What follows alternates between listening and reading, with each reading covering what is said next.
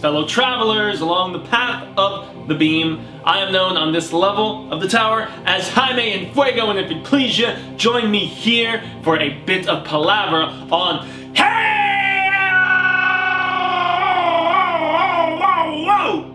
to Stephen King. That's right, my favorite author, as you can see by that terrifying tower of tomes that sits right behind me there. And yes, I'm so stoked to have you here. Welcome to the horror show. You can just call me Fuego for short. Yes, Cy King is my favorite author. Yes, the next episode of this program is my 150th. I am so humbled and honored for all of you who have joined me on this journey thus far, a journey that shall continue. There are so many other things for us to cover here in the year of 19, but we got some very interesting news just yesterday, and it's basically going to shoehorn me into a topic that when I read this news, I started just wondering, should Stephen King adapt his own work to screen? Now, the reason for this is because there's been a lot of discussion, especially lately, about the merits of the 1989 Pet Sematary film, which Cy King scripted, versus the new and drastically different in a lot of ways 2019 version of Pet Sematary. I love the original Pet Sematary, and after a second and in turn a third viewing, there's a lot that I like about the new Pet Sematary, and I appreciate that they did some things differently.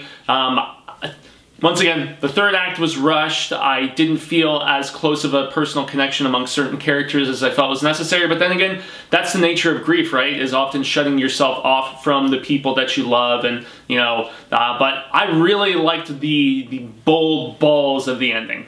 Really like that the more that I've thought about it. So, but long story short, with that in mind, people have been debating, okay, they have been saying that the best Cy King stuff that has been adapted to screen, he didn't write. And when he has written stuff to screen, it has been nowhere near as good. And the reason this topic continued is that there was the announcement that the Apple streaming service is going to be doing a 8-episode order, I believe it is, for an adaptation of that book right there, LISEY'S Story. LISEY'S Story, if I recall correctly, originally came out in 2006, and Cy King went on record a couple years ago as saying it was his favorite book that he's ever written. And when you think about it, if you're familiar with the source material, and especially if you've read the book, not just heard like what it's about, it's really him telling, if he was dead, from Tabby's perspective, how she would pick up the pieces, because this character Lisey is a widow and her husband was a very famous and beloved author, and it's really her picking up the pieces. It's her cleaning out his office, it's her dealing with his estate and all those affairs after his passing, you know, dealing with his crazed fans and stuff like that. It's an incredibly personal book, and it also has lots of very tender, touching flashbacks to, you know, just them falling in love initially in the early days of their marriage and all this other stuff, but it also, being Cy King, has a strange psychedelic twinniverse twist, almost like interdimensional aspect to it without really going into things, and the cover hints at that. Her husband had a very interesting tendency to get his inspiration and ideas from otherworldly place, without spoiling things too much. It does, in the third act, in my estimation, delve into a by-the-numbers kind of thing, which I don't want to spoil, but I was disappointed by the third act of Lisey's Story, and when I initially read it, I wasn't the biggest fan, but I really grew to love it, and it's not in my top 10 or probably even 20 or anything like that, but it's a book that I really love and appreciate a lot for just how personal of a book it is to King, and so for that reason, after much palaver and contemplation about it, it's really due for a reread in my camp, haha. But so yeah, 8 episodes, the Apple streaming service, and Julianne Moore playing the character of Lisey. That is terrific, tremendous casting, shows that Apple is indeed, they are coming out firing, all systems go, man. You know, they're guns blazing with their streaming service. They are ready to go against the Disney Plus streaming that is about to hit, and also the the king of the hill, haha, which is Netflix, obviously. Prime has some good stuff. Hulu, in my estimation, not so much. Sorry, Castle Rock. That's what I think of you, although I'm still going to watch season 2 and cover it here for the show. But, yeah, so after that long-winded, you know, just introduction, so, I'm much more curious in a lot of ways who they're going to get to play Lisey's husband. That's going to be interesting. But King is scripting all 8 episodes himself. So that is the reason for this topic and this brief bit of palaver before I run out to the Phoenix Film Festival, because I almost wasn't even sure I was going to have time to film an episode. I might be late to a screening by trying to film this and get this done. I got home so late I've been getting home at like midnight every night, watching 3, 4...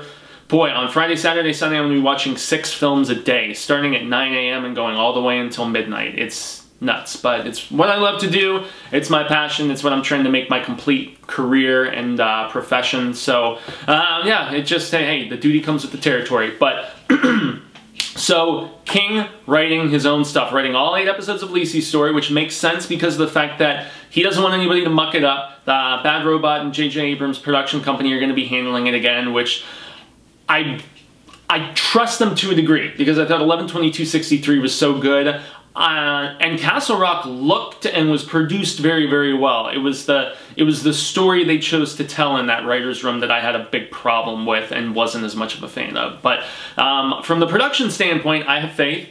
But with King adapting, that's where it's murkier waters and where I'm uncertain. So, you know, if you're going to rattle off what everybody considers the biggest and best Stephen King adaptations, you know, The Stand By Me's, The Miseries, The Shawshank Redemptions, for me, stuff like 1408, The Mist, those are things that, you know, were actually scripted by other people. Dolores Claiborne being another one, Gerald's Game being another one. These are some of the best adaptations of Stephen King's work. I wouldn't say The Shining, but I know a lot of people would. Tobe Hooper's team did a great job with Salem's Lot. I feel like even though it's a little dated, that's a really good adaptation also.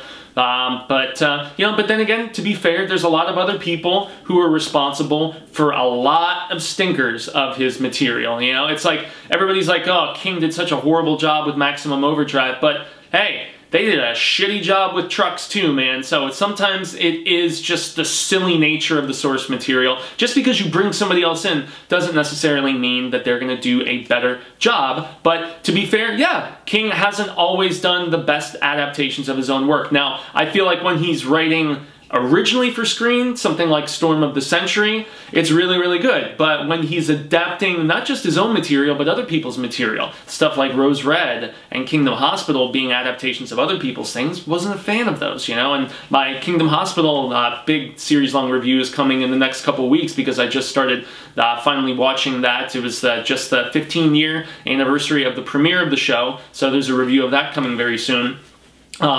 Creepshow 2, both really good, kind of silly at times, especially Creepshow 2, you know, that hair is going to get me laid and paid. And I don't know, you can debate the merit of stuff like Sleepwalkers, but, you know, people often point to his version of The Shining and the fact that I actually really enjoy it for how much more faithful it was to the book, but it had the budgetary constraints of, you know, just being on television instead, and there was the sheer scope of something like, you know, Kubrick's The Shining, and the look of that is fantastic.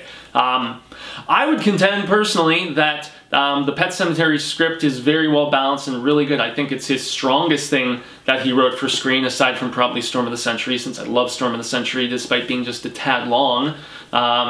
But, you know, then an original thing like The Golden Years, it's like for every good thing, there's a bad thing, you know? For every Pet Sematary, there's something like, I don't know, Cell.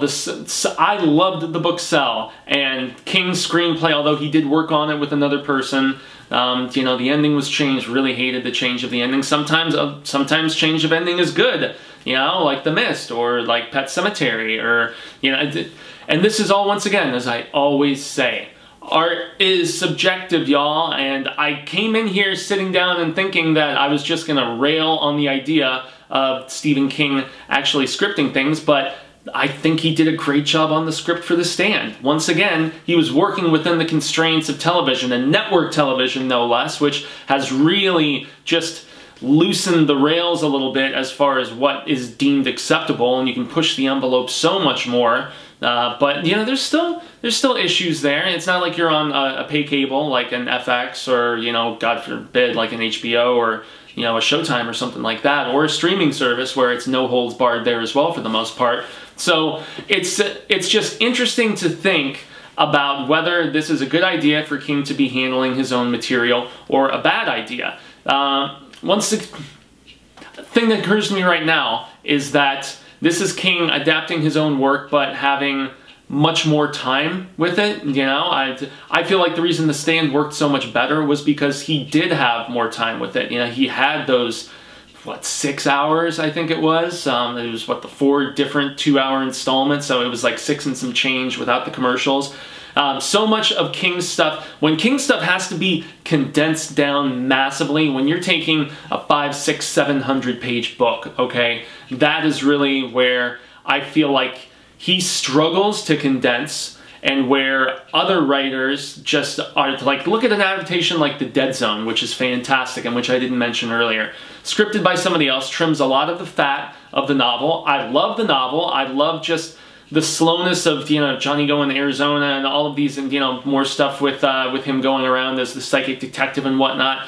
So it's all fun stuff if you're willing to go and reread afterwards and get that director's cut of sorts, the unabridged version of the story. But really, I feel like The Dead Zone flows so much better as the speedier narrative that we get, you know, in that film, and it's one of Cronenberg's best. It's one of the best King adaptations. So I guess the point that is coming to me now that I'm trying to make as I riff on this with all of you is that I think that King can do better if he is given a much larger canvas to work on, okay? When he isn't able to develop his characters, that's why Storm of the Century, I feel, is so good, even if it is a little bit long. King's novels are often criticized as being really long, but Storm of the Century works so well because we are able to live and breathe within those characters, and, you know, King isn't good at being...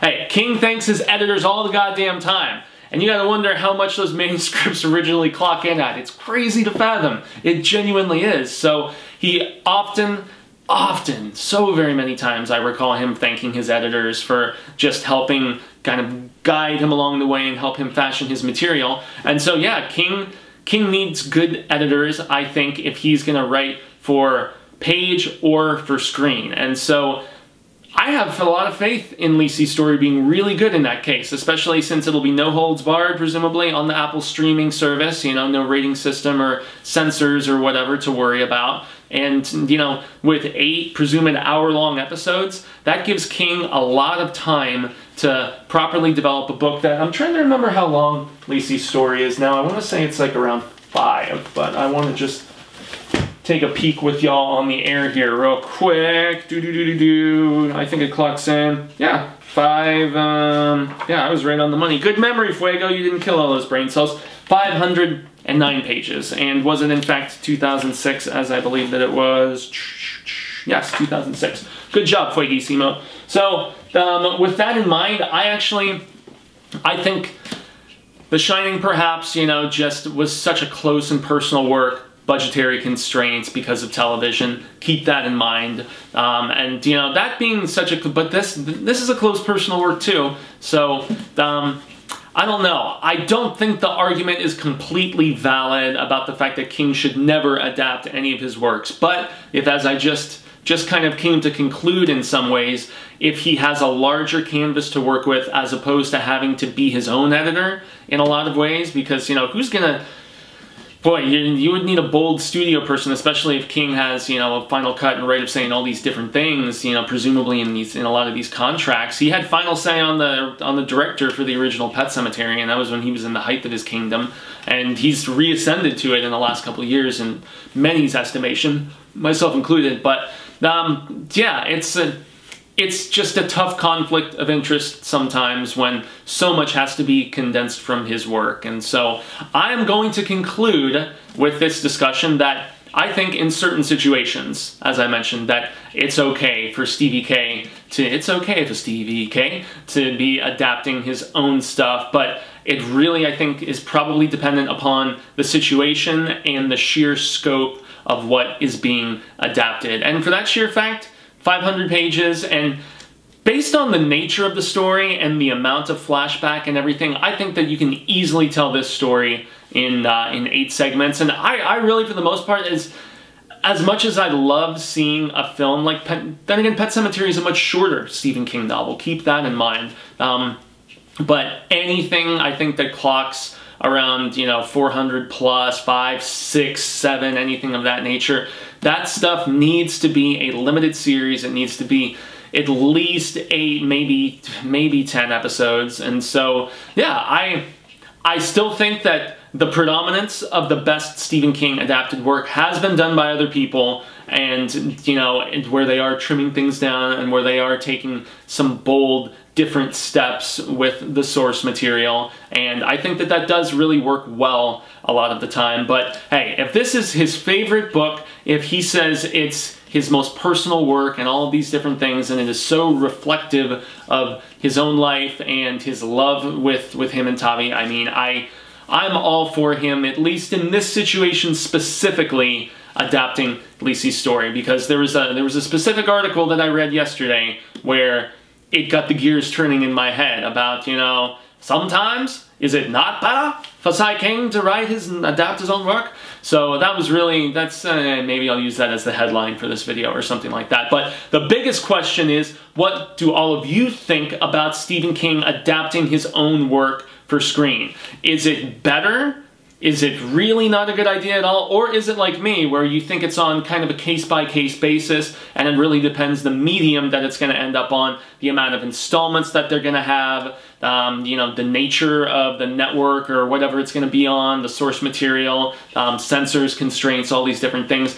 I think it is a case-by-case basis is what I'm going to conclude here. It is a very subjective thing, and the reason for that is because I think stuff like Pet Sematary and The Stand, I honestly felt like the script for A Good Marriage was pretty solid. That's another recent one that he did himself. But I will say at the end of the day, you can't argue the fact that the best adaptations were in fact done by other people, by a large margin. There are more awesome adaptations done by other writers compared to ones that King has done himself. But in this case, bring it on, Cy. I'm all for it, and I'm curious what all of you think. Let me know in the comments below your thoughts on that. So I have been Jaime and Fuego. You can find me on all social media sectors like Twitter, Instagram, Facebook, my own YouTube, which they're all at Jaime and Fuego. But if you just search in Fuego-tainment, like you see spelled right there below on YouTube, you will find my personal channel. I have been very busy with the festival thus far, so I have been unable to start posting any of the reviews of the non-horror that I have seen for purposes of my own channel at the festival. But some of those are going to go up. I'm doing some ongoing Star Wars reviews of the entire film canon leading up to Episode 9. I also did reviews of all 8 of the Best Picture nominations earlier this year, which are all very worth your time. So if you have curiosity, check those out. But obviously, you're here on the horror show, darn it. So if you haven't liked and shared and done the subscription thing, hit the bell so you get notifications about any time we put up a new video, which is at least a couple times a day, usually. Anything from a trailer reaction to a film review to convention coverage. Cecil and I just the other day put up our review of an IFC midnight feature that comes out April 26th called